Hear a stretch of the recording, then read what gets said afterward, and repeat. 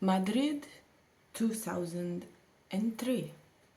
The streets were alive with the usual hustle and bustle, the charm of historic landmarks, and the vibrant energy of city life.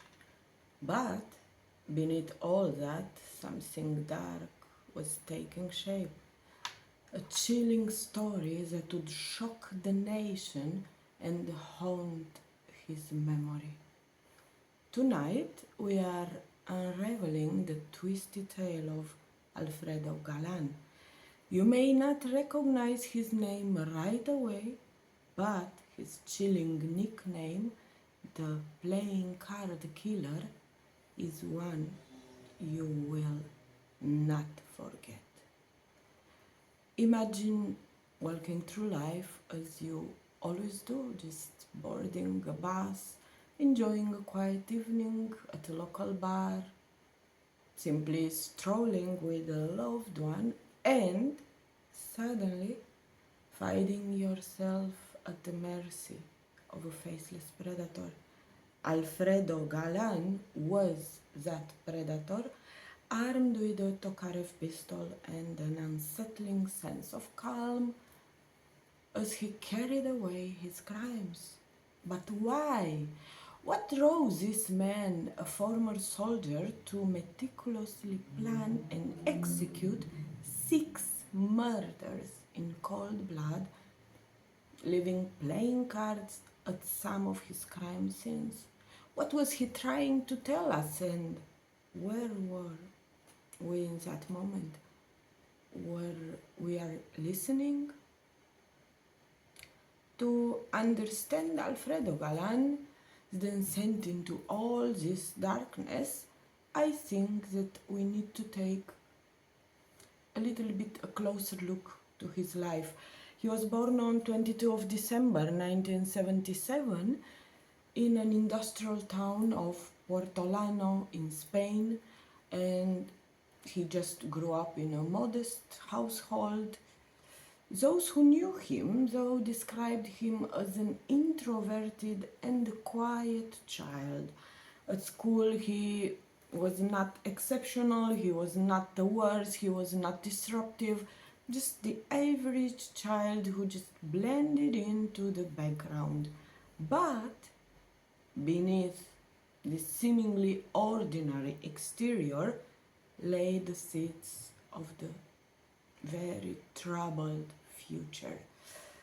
As a young adult, he chose to join the Spanish military. Who knows, maybe he was just seeking a sense of direction and purpose. He was stationed at the military base in El Goloso, where he just climbed the ranks to become a corporal in the mechanized infantry regiment. I hope I said it right. Yeah. During this time, he just participated in 2 peacekeeping missions in Bosnia during the Yugoslav wars, first in 2000 and then in 2002. These missions were anything but peaceful. He was exposed to scenes of extreme violence and human suffering, and these experiences just left really deep emotional scars into him. The atrocities he witnesses in Bosnia seems to strip away any remaining sense of normality or empathy he might have had. Now, Galan just returned to Spain, a changed man, and not for the good. He was diagnosed with anxiety and neurosis, and those conditions just exacerbated, were exacerbated by his continued consumption of alcohol, a habit that clashed dangerously with the medication prescribed to him. Despite these challenges, he just managed to bring back something far more ominous than memories: a Tokarev TT-33 pistol. This weapon, originally obtained during his time in Bosnia, became a physical representation of his descent into violence. Initially a soldier's tool, it would later transform into the instrument of his horrific crimes. Why did the men who once served under the flag and the banner of duty and honor turn to such senseless violence? Was it the lasting impact of war, the mental health struggles he faced, or something darker lurking with him all along? Do you think, do we underestimate the psychological toll that the war or take on soldiers returning to the civilian life? I'm actually curious of your answer because I do have my own theory and we can debate about this in the comments.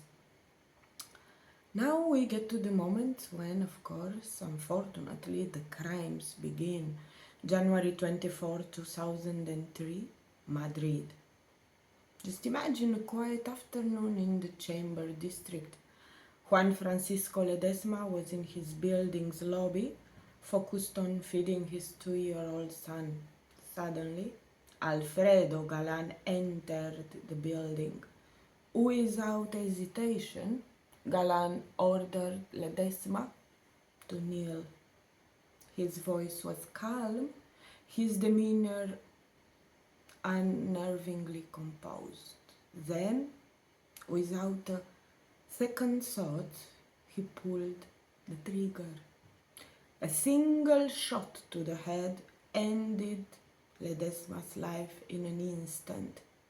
His child, too young to fully grasp the horror, was left staring at the lifeless body of his father.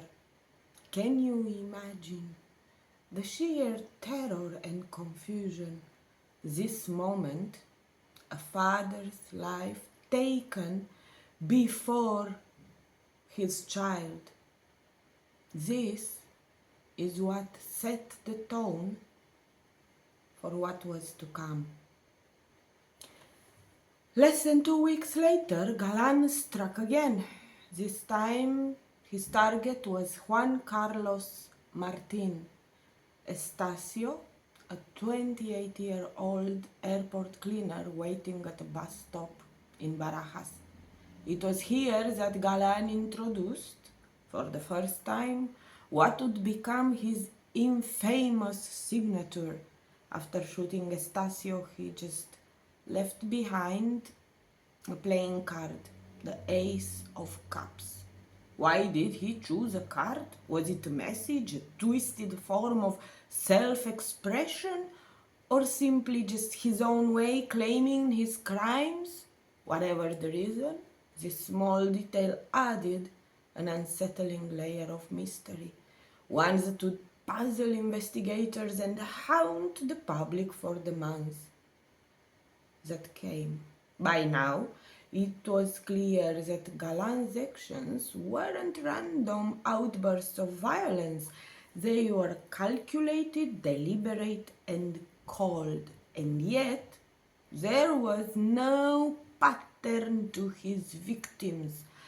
Anyone at any time could fall prey to the playing card killer.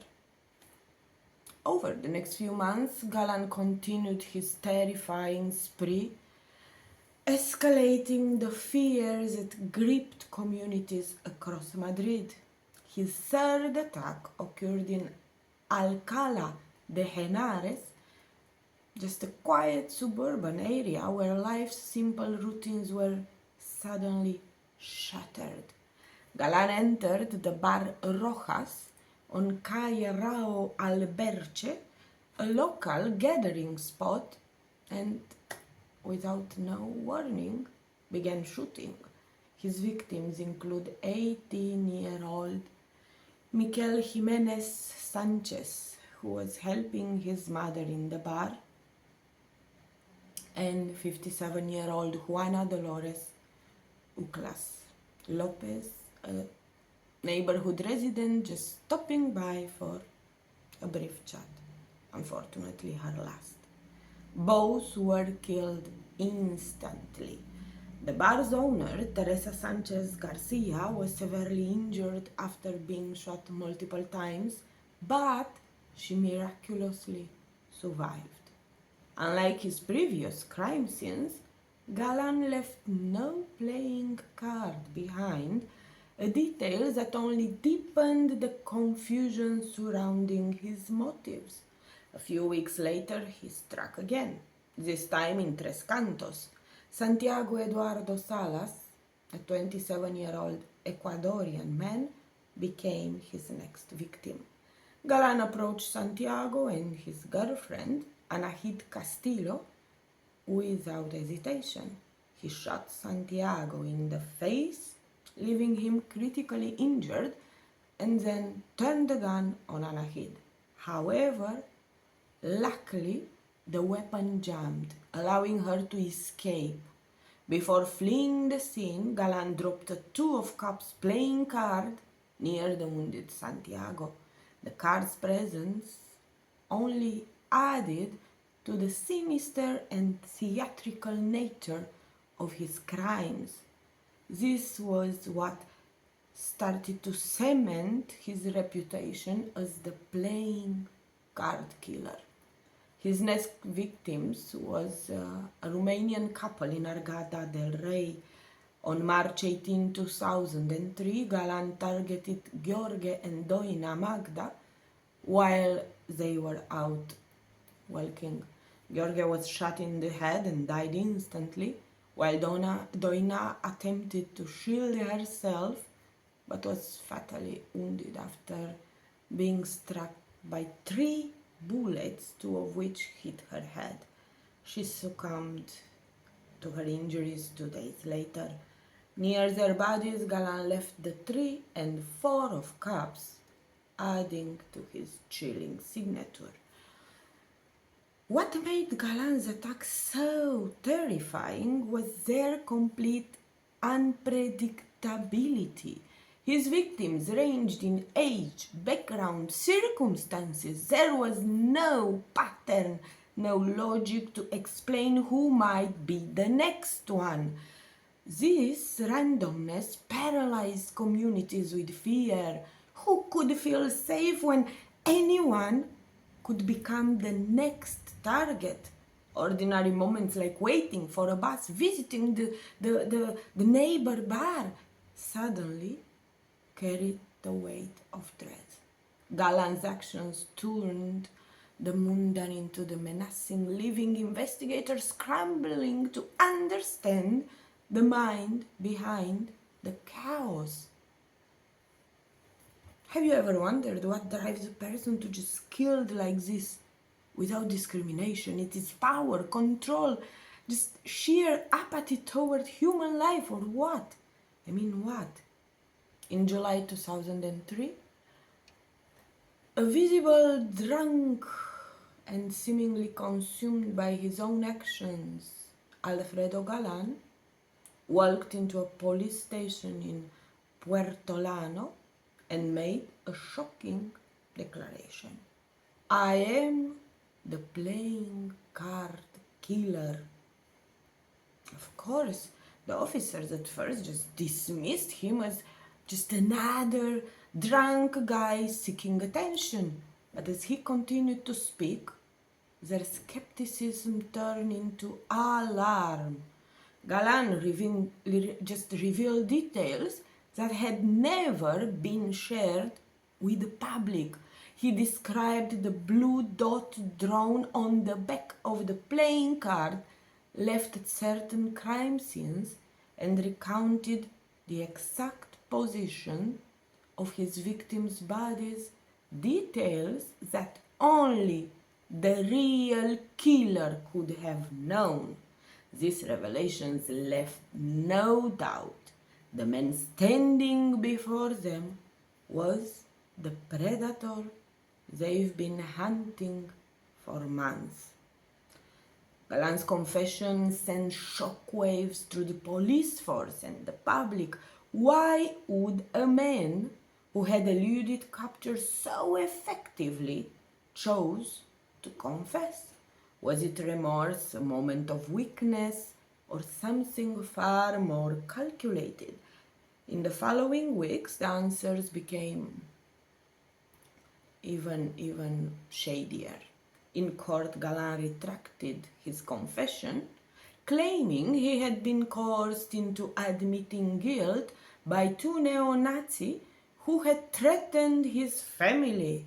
This bizarre claim only added to all the layers of mystery surrounding him, leaving investigators and the public grappling with questions about his true motive and his mental state.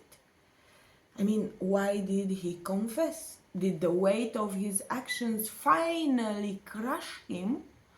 Or was it, as some suggest, a calculated move fueled by the narcissist? In court, he just retracted his confession, blaming a convoluted plot involving neo-Nazi. The contradictions only deepened all this mystery.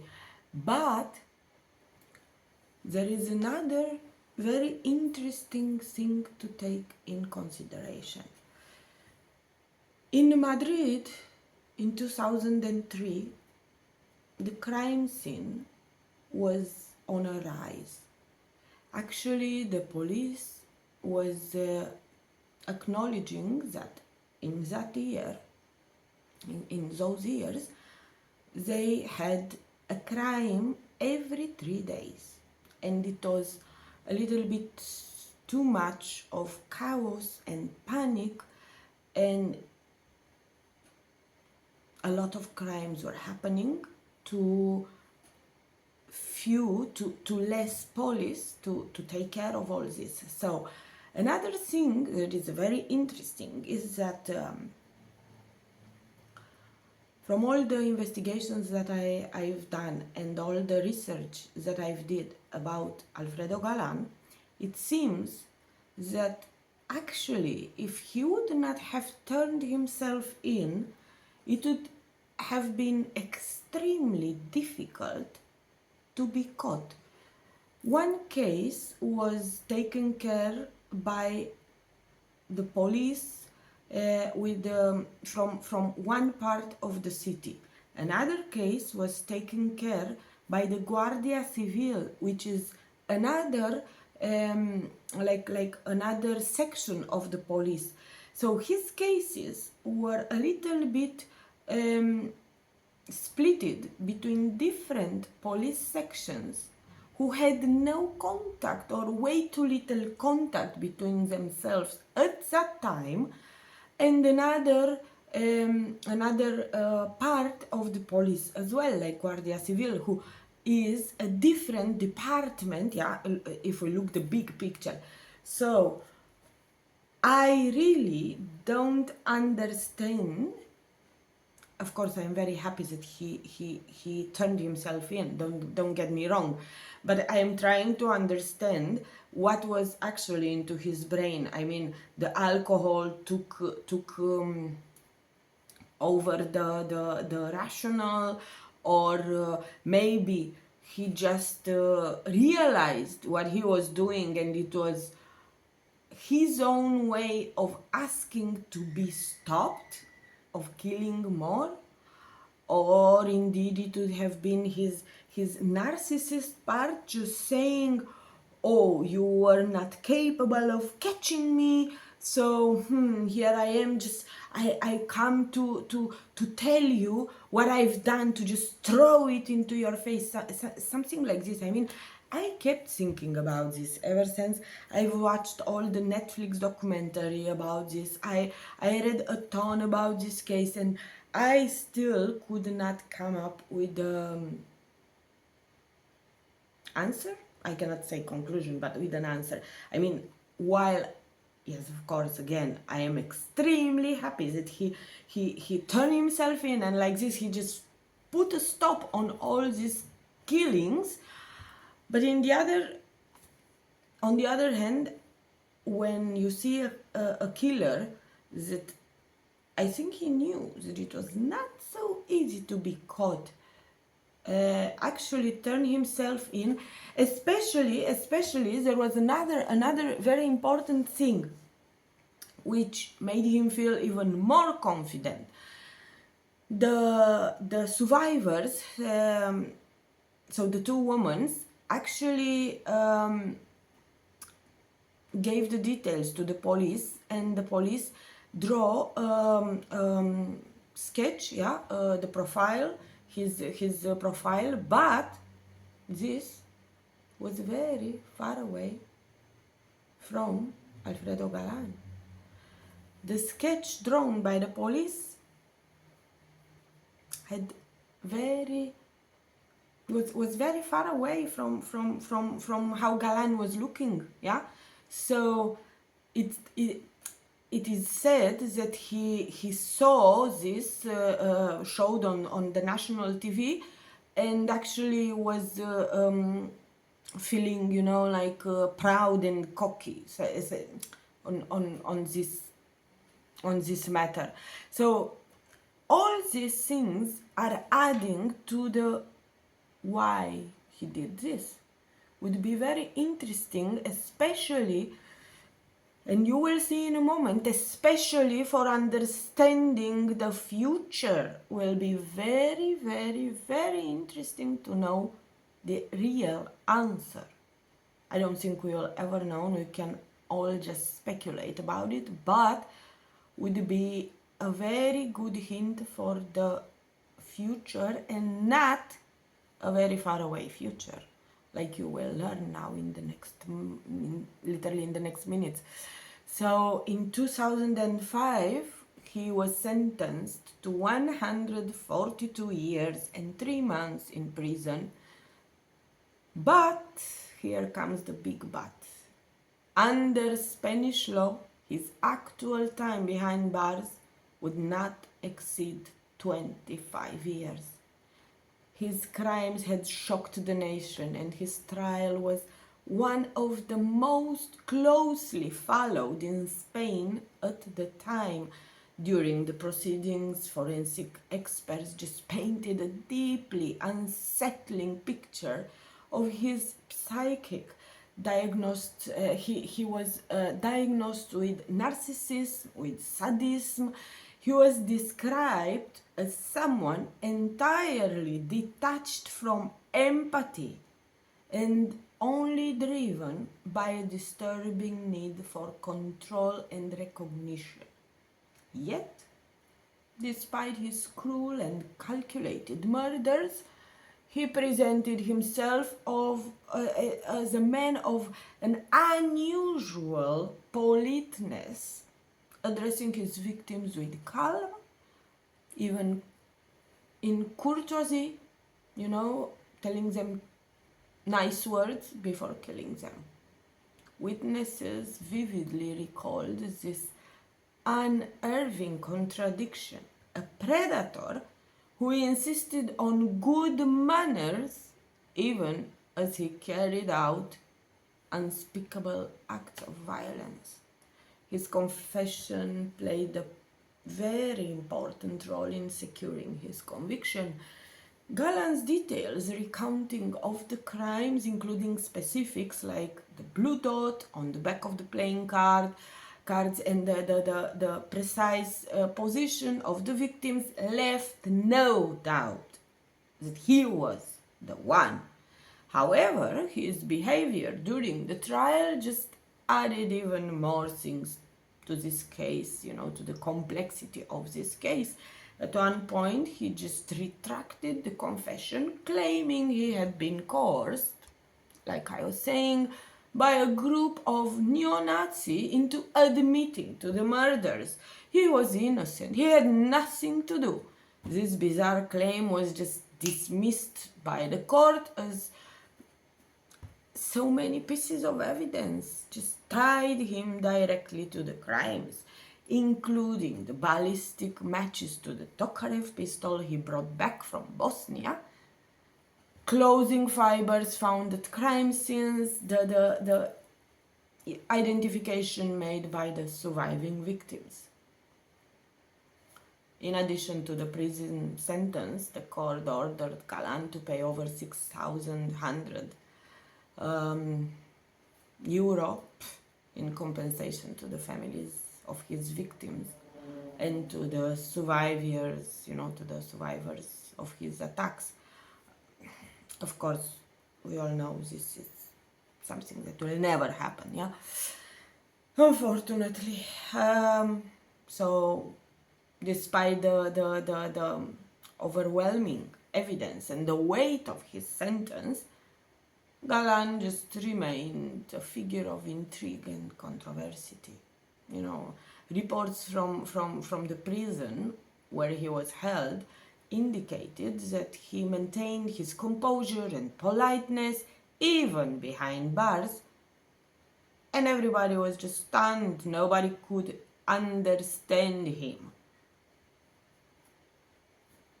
Now the big question comes. A potential eventual release, and this is the pressing concern. Like I was saying a little bit earlier, under Spanish law, Galán's maximum imprisonment would be 25 years, meaning he could theoretically walk free as early as 2028. I mean, you can easily imagine how many debates about justice and about the limits of the legal system this just opened, yeah? What happens when someone so dangerous is given the opportunity to reintegrate into society? I mean, can a person capable of these horrors ever truly be rehabilitated? I don't believe so. And now we are going back to the what I was saying earlier, that why he turned himself in and what was exactly into his brain is a very, very, very important subject, especially when we think that in 3 years from now he might walk free. Can you imagine the horror? He will be young, yeah, under 50. Would you feel safe? I would not, definitely. And I really hope so much, for the sake of all the people, not always the Spanish people, yeah, or for the sake of everybody, that he will not be allowed to walk free, rehabilitated on the street, that he will be held in a psychiatric institution for the rest of his life. I hope that the lawyers of the victims' families and the survivors will fight and will find the right way to keep this monster away of all the rest of the people. I want to believe that in Spain, now, these days, this will not be allowed. I really want to believe this, because there are so many questions about this murderer, yeah? How can he do these things and yet maintain such human-like qualities? Does all this duality reflect a deeper complexity into the nature of how evil he is? Or it's simply just, he's just so manipulative in order to disarm and confuse a potential victim? I mean, yeah, the story of Alfredo Galán is not just about him. It's about all the devastating impact of his actions on the lives of the victims, of their families, the community as a whole, the country, yeah, and us as humanity. It's about how his crimes will remain into the minds of the investigators, of us as a public, and I think that I really want to believe that he will not die a free man. Yeah? What do you think about him and about this case? I am really curious. You mean, do you think the army or being a military or serving into Bosnia and into the Yugoslav war, or I don't know, maybe the things seen there or anything, you think that something just screwed up into his mind?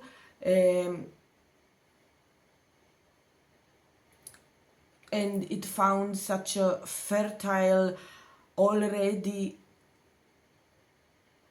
labil and sick psychic, and then it was just easier to step on the other side, or what do you think about him? I mean, as hard as I think that the time in the army or in such wars can be for any type of soldier, I do think that you need to be really mentally sick from before, and maybe the doctors, or I don't know, the people that had him in their that had to investigate him before allowing him to do anything into the army, did not missed the signs.